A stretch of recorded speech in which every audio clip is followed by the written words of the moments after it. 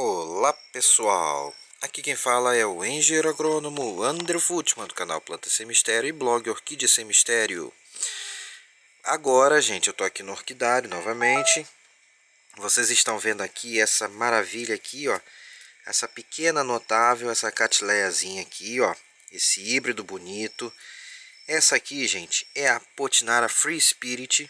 E agora vamos falar um pouco sobre ela, como é que é o comportamento dela ao longo do ano, sua fenologia e algumas dicas de cultivo dessa planta muito linda com amarelo vibrante, gente. Vamos lá então? Bom, gente, então essa aqui, para quem não conhece, é a Potinara Free Spirit. É um híbrido complexo de Cattleya. Se eu achar a sua genealogia, eu vou colocar na descrição do vídeo para vocês consultarem. Ela é uma flor de porte médio a pequeno, como vocês podem ver, ó, em relação ao tamanho da minha mão aqui. Então não é uma flor grandalhona, mas ela tem uma forma muito bonita e um amarelo gema extremamente vivo, bonito, bem vibrante mesmo, gente. Aqui tem outra flor, ó, como vocês podem ver, ó, muito bonita mesmo, né? É realmente uma planta muito bonita, gente, e bastante florífera também. Nós estamos no inverno agora, né? Dia 11 de junho, e estamos no período de sua floração. Mas então, André, como é que essa planta se comporta ao longo do ano? Vamos aprender agora então um pouco sobre as características dessa planta. Vamos lá, galera?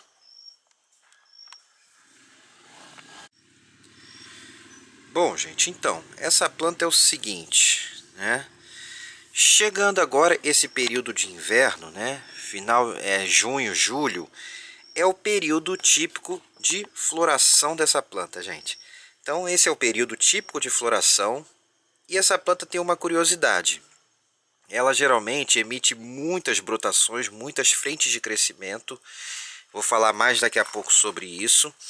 E as suas florações tendem a ser um pouco desencontradas. Elas não abrem todas ao mesmo tempo. As frentes têm um certo atraso uma em relação à outra, mas isso é normal. Então, gente, agora no início do inverno nós estamos aqui, ó.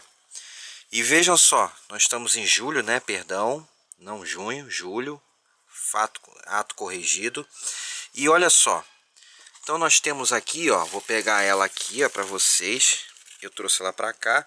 Ó, temos brotos novos crescendo ainda. Alguns não vão espatar, outros estão mais atrasados, ó, como vocês podem ver. Muitos desses às vezes não vão espatar e florir, outros vão florescer. Aqui nós temos mais brotações, ó, terminando de crescer. E aqui atrás tem uma brotação espatada que está soltando seus botões. Pois bem, gente, então, colocando aqui, essa planta, ao mesmo tempo que ela está florescendo agora no inverno, ela tende a estar brotando também. Então, nesse período de inverno, junho, julho, o que acontece? Ela vai ter os brotos que cresceram mais adiantados florescendo e espatados, e vai ter um outro surto de brotação mais atrasado crescendo. Eles podem ou não florescer nessa época. Por exemplo, atrás ali, como eu mostrei, tem um ali que já tem botões, ó. Vamos lá de novo nele, vou dar um zoom aqui, só para vocês verem, ó. Botões, espata. É um broto que terminou de crescer agora também, certinho, gente? Então, o que eu posso dizer dessa planta, gente? Essa é uma planta de crescimento irregular. Isso mesmo, ela pode brotar em várias épocas do ano. Mas ela tem um surto de brotação agora no inverno muito forte durante o seu período de floração. Então, ela brota enquanto floresce. E aí vai, gente. Ela está florescendo agora no inverno. Então, os brotos mais adiantados florescem primeiro no inverno, depois vem os mais atrasados e assim sucessivamente até agosto. Muitas vezes essa planta está florescendo. Perfeito, gente? Dificilmente setembro, mas pode acontecer. Geralmente agosto já acaba a sua floração. Perfeito?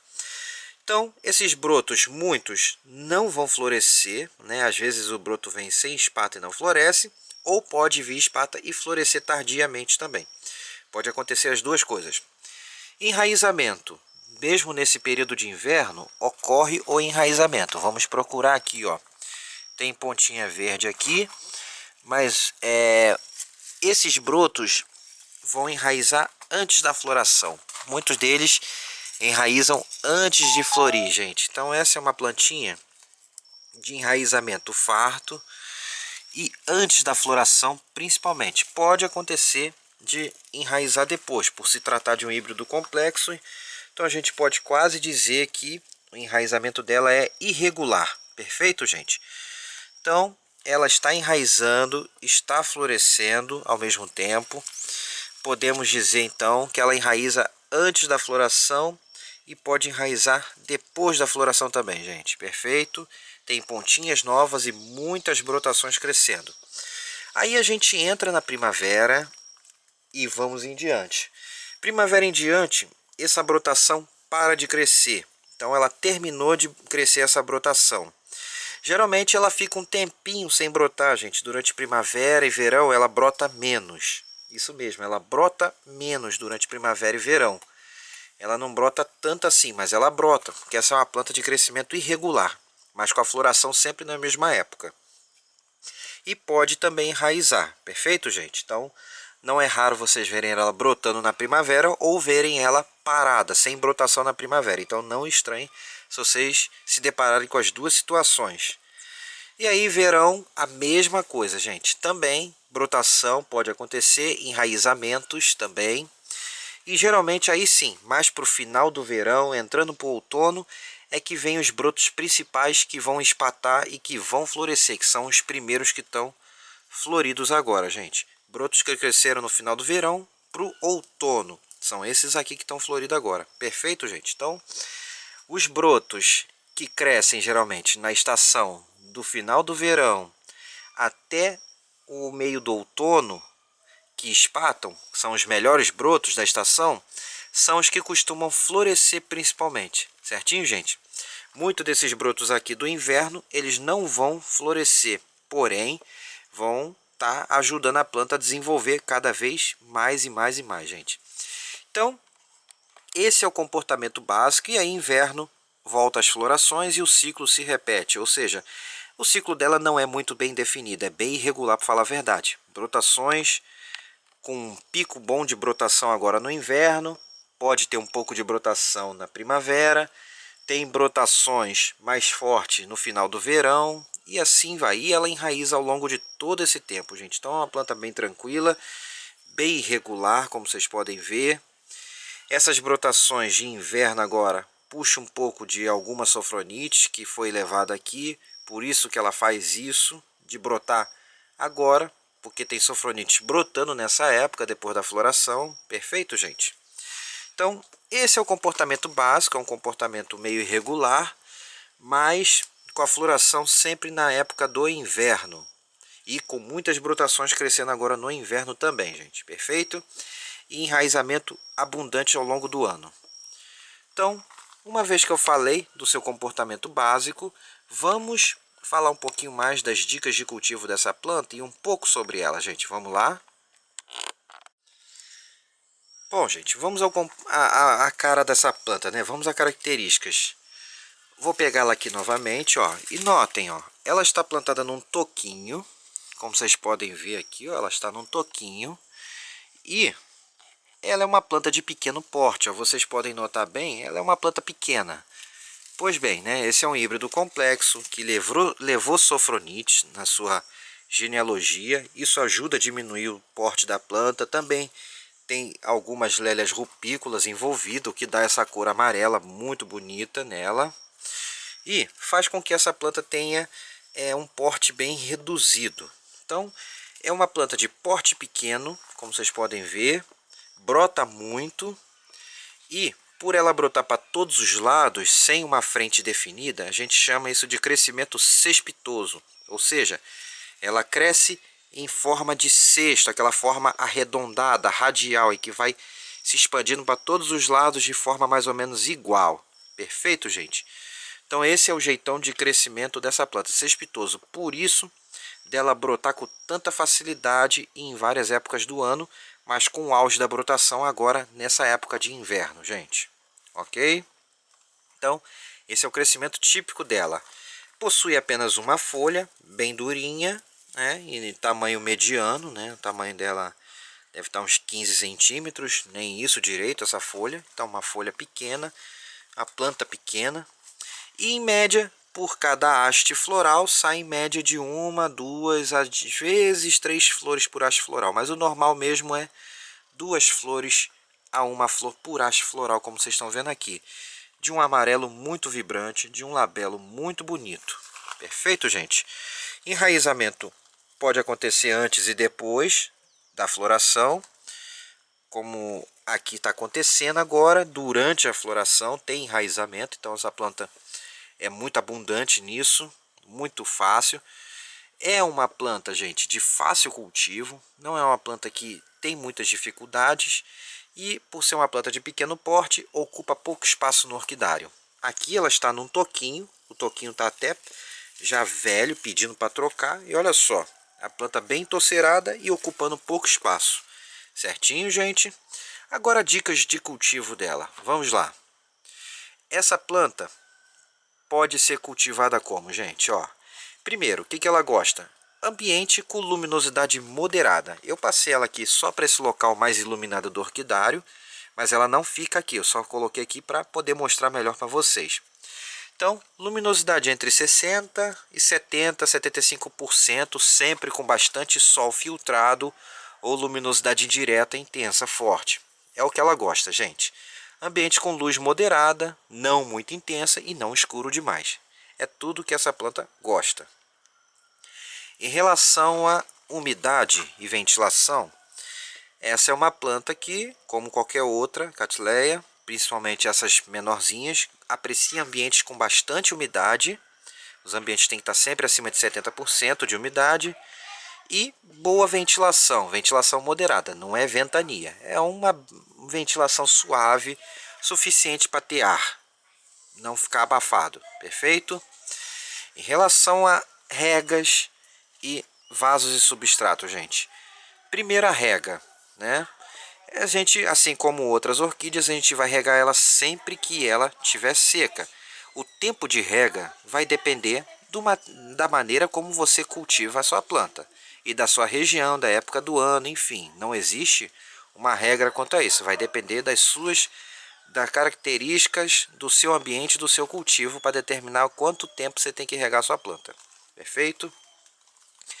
Em relação a vaso e substrato, ela é uma planta de pequeno porte e de crescimento cespitoso, então a gente pode usar vasos pequenos, mais rasos, não precisa de vasos grandes, ou ela também pode ir para um cachepôzinho, fica muito bem num cachepô de madeira pequeno, e toquinhos de madeira, como essa aqui está, num toco de Sansão do Campo já há bastante tempo e muito bonita. Esse ano então ela veio realmente muito forte, veio muito boa mesmo a floração.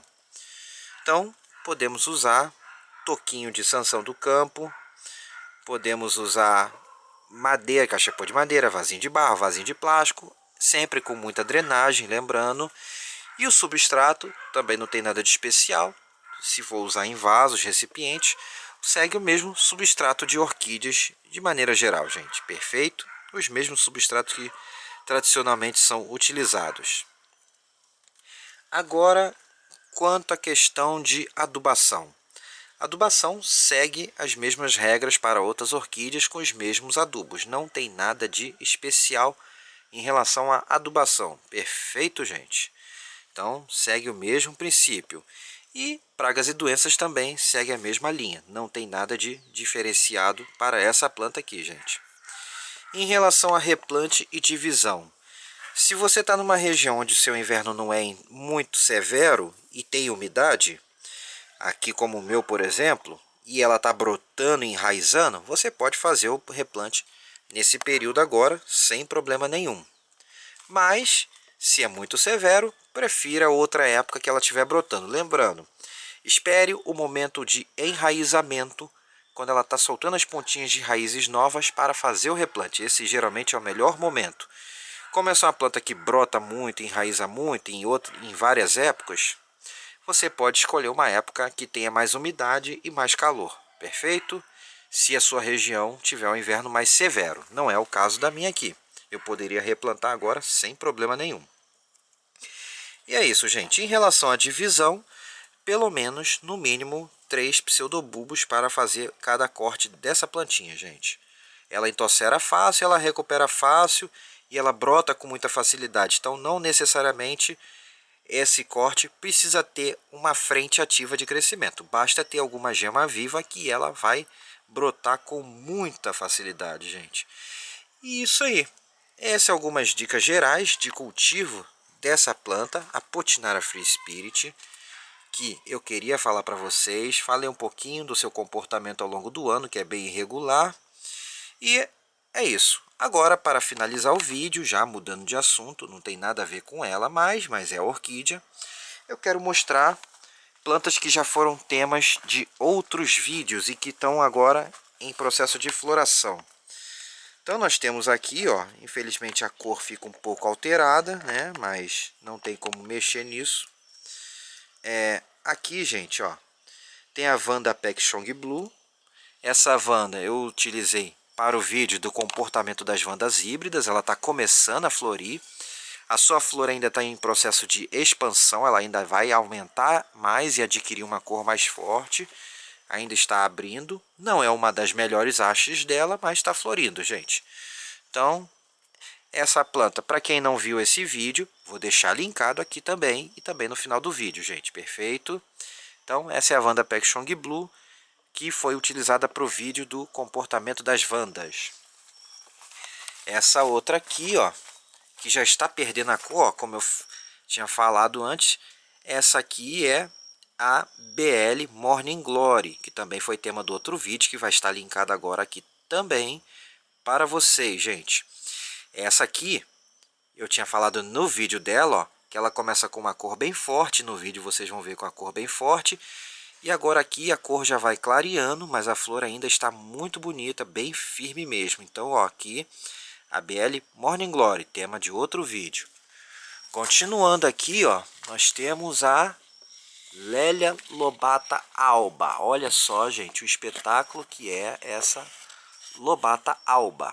Isso mesmo, gente. Olha o espetáculo da Lélia Lobata Alba. Uma planta muito bonita. Essa é a famosa floração lobatinha, ou seja, é uma floração fora de época, temporão, em que é normal as Lélia lobatas fazerem. E por falar nisso, essa floração está muito boa mesmo, para uma floração fora de época. Tá aqui, ó, a famosa Lélia lobata na sua floração lobatinha, floração fora de época, temporão. Também o vídeo sobre cultivo de purpuratas, lobatas e tenebrosas estará linkado aqui para vocês, gente. Perfeito? O que não couber aqui nos cartões no vídeo, nos cards, eu vou deixar também linkado na descrição do vídeo para vocês assistirem, gente. E o que puder botar no final também. Então essa aqui é Lélia lobata, variedade alba, floração lobatinha. Continuando aqui, temos esse denfal aqui que está florido. Ele não fiz vídeo ainda sobre ele, mas só para dizer que eu depois não dizer que eu não mostrei. Tá aqui o denfal. Continuando aqui, ó. Aqui está, ó.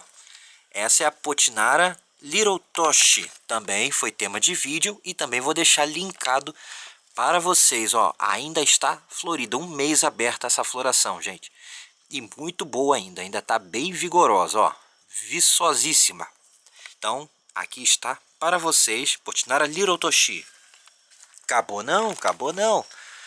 Aqui já está passando a floração, algum bicho até, ó. Infelizmente essa aqui já passou, mas é uma valqueriana. Mas vem mais botões aí, ó. Tem mais botões de valqueriana vindo. Tem mais botão de valqueriana vindo aqui, não tá dando para ver direito. Mas tem, ó. Tem botãozinho ali. Chegando, ó, aqui, ó, para vocês. E também vou deixar linkado o vídeo sobre valquerianas e nobilios também, gente. Mas não acabou ainda não, não acabou não, gente, tem mais. Vejam só aqui, ó. Nós temos aqui a Horace Máxima, a Catileia Horace Máxima, gente. Também vou deixar linkado aí para vocês o vídeo sobre o comportamento da Horace Máxima, gente. Perfeito. E também a Melody Fair, também eu vou deixar linkado para vocês estarem acompanhando, gente. E claro, No final do vídeo também vai estar a playlist completa de todos os vídeos da série de fenologia e comportamento das orquídeas, gente. Perfeito? Então, era isso que eu tinha para dizer no momento, para mostrar. Se gostaram do vídeo, deem um joinha e se inscrevam no Plantas Sem Mistério, gente. E também acompanhem Orquídea Sem Mistério, com muito conteúdo para ajudar todos vocês. E claro, tendo dúvidas, é só entrar em contato, que sempre que possível estarei tirando a dúvida de vocês. Forte abraço a todos e até a próxima em Plantas e Orquídeas Sem Mistério. Agora eu fui, gente. Tchau, tchau.